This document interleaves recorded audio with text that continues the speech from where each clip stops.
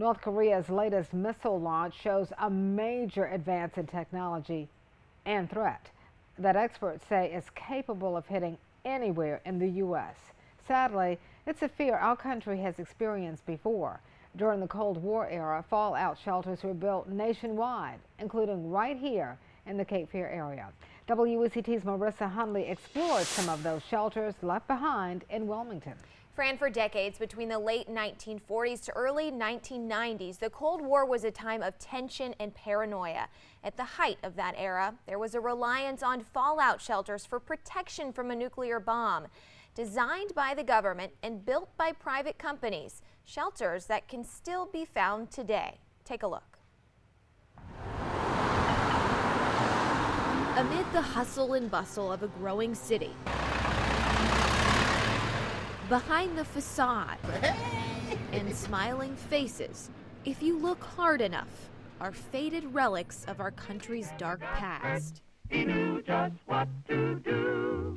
He's got and cover.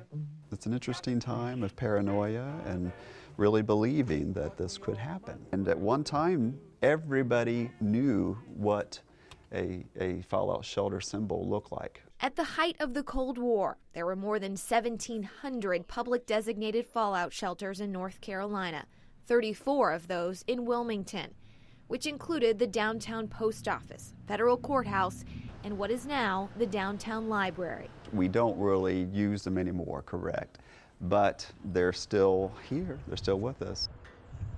And still with us, the massive steel battleship across the Cape Fear, also a fallout shelter. Actually different thicknesses of steel too.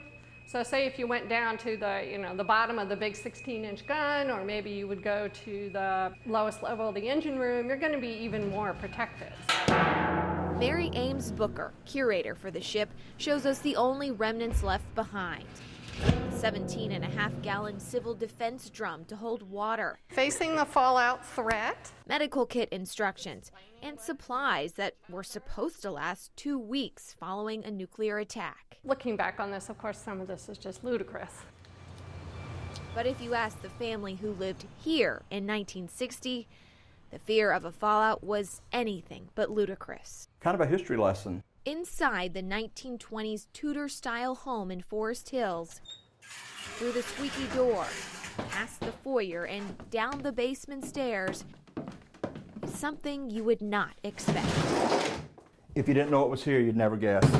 Disguised by a Rolling Stones poster, Watch your step and watch your head. is a staircase back in time and 3 feet underground. You'd never know it's here. I mean, you can't tell from outside that it's here. One of the few privately owned fallout shelters in Wilmington that still exists today. It cost a little over $3,000 to build in 1960. So this is, I guess, the brochure you said? Yeah, this was some information that I found in a file here that was in the house. This company was called Survival Shelters Incorporated. They were on Olanda Drive in Wilmington, and they were pretty serious about it, I understand from the neighbors, that it was stocked with food and they planned on, if they had to use it, they were ready.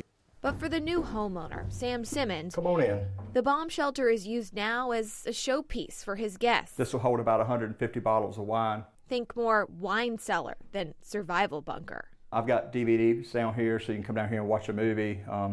It's a fun thing for people to see. But some believe we're yet again on the verge of nuclear war. North Korea's missile tests and its claim it has a miniaturized hydrogen bomb has ratcheted up worries about a possible nuclear strike. And now history repeats itself, certainly. What has happened before is happening again. He's duck. Duck and cover.